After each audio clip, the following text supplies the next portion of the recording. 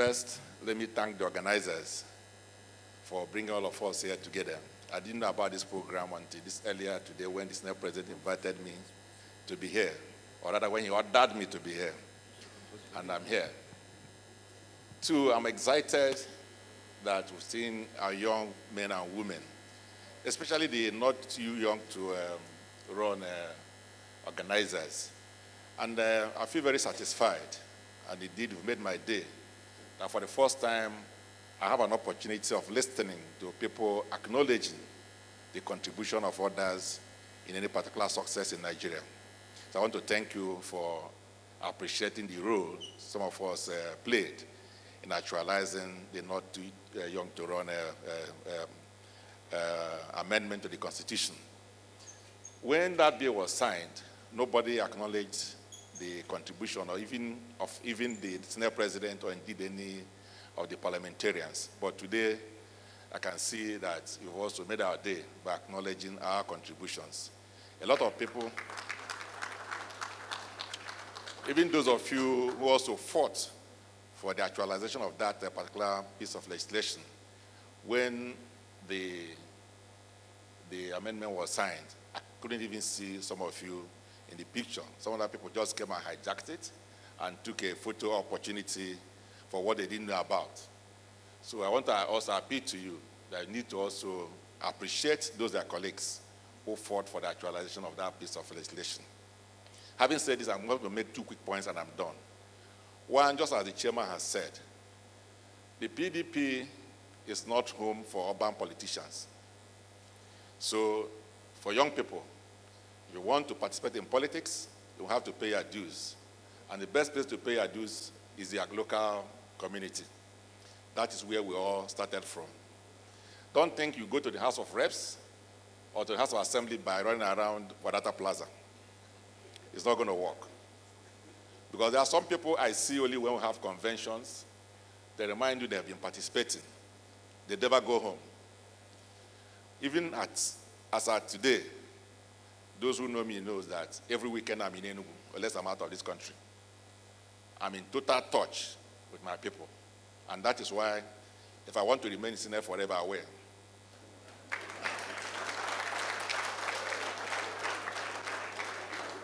So that's one thing you have to learn.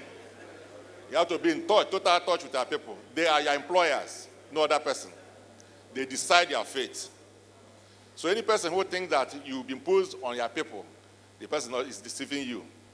You have to go back to where you're coming from. That is the only way you can make any progress as a young man. There's no shortcut. The only thing you can get, as chairman said, is maybe appointments. And I believe in capacity. A young man who has capacity, I'll be prepared to work with the person, give him employment. But when it comes to election, I'll look for the man who is in touch with his people. I hope I'm making a point. Now, the second point and final point, now I'm addressing the party leadership on behalf of the young people of Nigeria and also the women of Nigeria. The issue of the not too young to run is, for me, a first step and probably a token in empowering our young people and also our women. We can do much more than that. If you go to South Africa, East Africa, the percentage of women in their parliament is much more than what we have in West Africa, especially Nigeria. And even if you come to West Africa, if you go to the French-speaking part, you have more young people and more women in their parliament. If you go to Europe, from Finland, Sweden, up to UK, you can see more younger people and more women in their parliament. So what is the difference? Is it not due to young legislation? The answer is simply no. There are 2 things they are doing what we are not doing.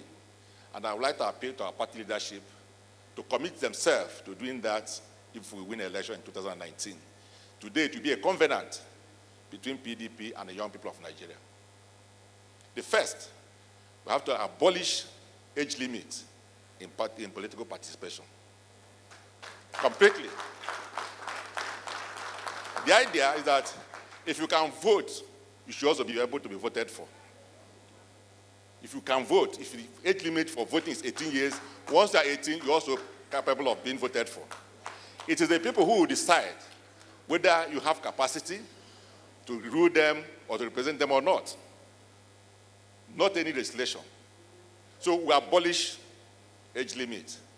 So I would like PDP to commit to this, themselves to this, and if you want that, if you want that it works for you, then go out there and convince the young people of Nigeria to vote for PDP so that it will be a covenant between Nigerian youths and the PDP. The second thing and the final thing is that you've complained bitterly about the issue of money politics. The power of money in politics is not going to change any day anyway. So just forget about it, it's not going to change. But we'll have a solution to it. That's what I want you to listen to.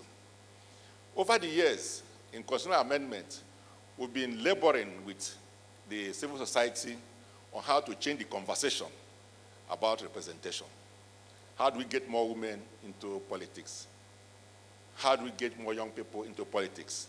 How do we get more people with disabilities into leadership positions? And we have not been able to address it. There's only one sure way to address it, and that is if we're going to change the issue of our electoral process from first past the poll to proportional representation. The idea of proportional representation, which is what happened in the rest of West Africa, in East Africa, South Africa, and most other countries in Europe, is that it is the party that runs the election. Even in South Africa, it's the same position. Here, the Supreme Court has said that it's the party that's running the election. But the truth is that it is not the party, it is individuals. So for the party to actually be the body running the election, we must introduce proportional representation. That is to say that if PDP is running now, PDP will be run as a party, and then they are going to file in the INEC a list of those who occupy the seats in National Assembly or state assemblies if they win. So if PDP wins 50% of the election, from that list, they are going to take 50% of those people and send them to the legislative houses. And that 50%, you are going to apportion it to young people, to women, to people with disabilities. In that way, every segment is taken care of. Unless we do that, we are going to continue to have a problem of money politics. Are you in support of that? So that is the only way we can empower you forever. So let the young people go back and think about it. If it makes sense to you, we can enter a covenant with PDP, and then as soon as we come back, we amend our constitution to reflect that change so that all of you will have equal stake. Finally, the issue of the young, too young to run legislation. We are going to test run it for the first time during this election. So don't expect 100% success. Don't expect 100% success, because that is how life works. When we amended the Constitution to reduce the time frame for concluding election petitions, it took 2 electoral cycles for the judiciary to get used to it. But now they perfected it, and it's working seamlessly. So this, I'm sure, we may have problems this first election, but don't lose faith.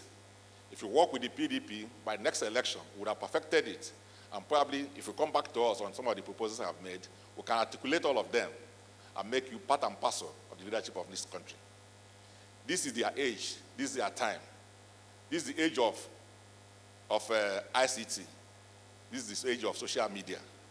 There's no way Nigeria can be competitive enough if we don't send those who are conversant with this to be our leaders so that they can compete with the rest of the world. So I want to thank the organizers, and I believe that this will be a continuous dialogue. Mr. Chairman,